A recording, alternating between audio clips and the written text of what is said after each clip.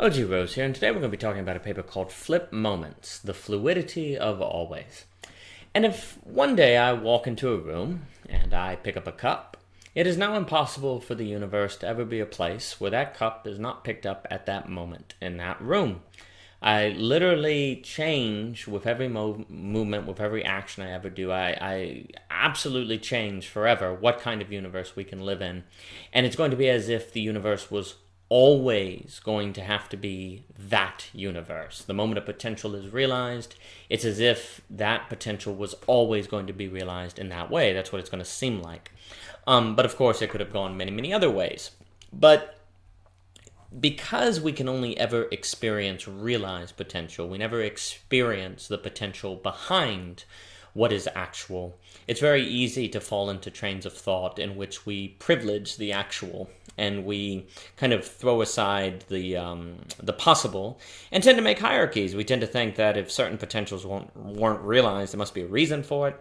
And we tend to think that what is realized is better than what is not realized. Because with brains that naturally think in terms of low-order causality, we're primarily sensual. We think five senses. We think in terms of the five senses. Then it's very natural to privilege what is actualized and the real as opposed to the potentially real.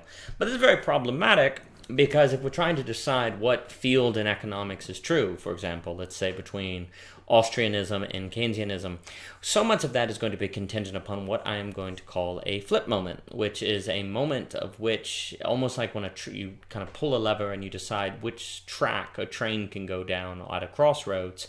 Once you flip the lever and it goes down a certain way, it's as if the train was always going to go that way. And up to that moment, the train could equally go either way based on what you decide to do. So I argue that a lot of Keynesian and Australian disagreements can only be determined by this flip moment when federal debts are called in or interest rates are raised. And that's when you really find out if, say, Keynesian stimulus is backed, if it works, if the debts that were generated turned into investments of which could back the generated debts, or if the debt was wasted. And ultimately what ends up happening is you have a massive retraction of the real and false economy.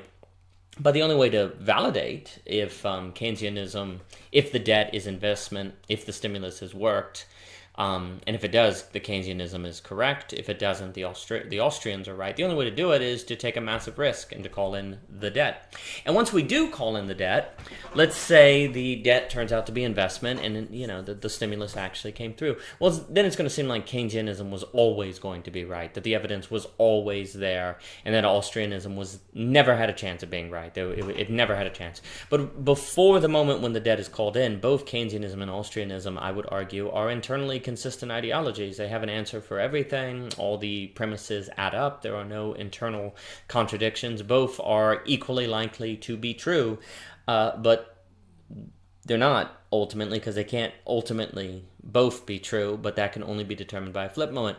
And you see, there actually can kind of be incentives to avoid flip moments, precisely because we want to stay off the trial. The Keynesian probably isn't eager to call in the debts, nor is the Austrian, because nobody wants to put skin in the game. It's nice to be a tenured professor somewhere for Keynesianism or for Austrianism somewhere else, and if you have these flip moments, you could lose all that.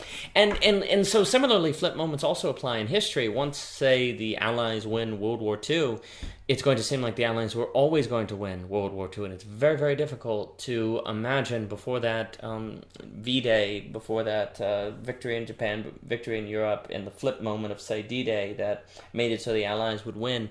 It's very hard to remember that it didn't have to go that way. And something that the paper argues we need to do is learn dynamic thinking, which is the ability to move between different possibilities of how the world could go, rather it be in history, rather it be in economics and other fields, our own lives, and to think about, to think through that possibility in a manner that maintains the internal consistency and then compares and contrasts it with other possibilities.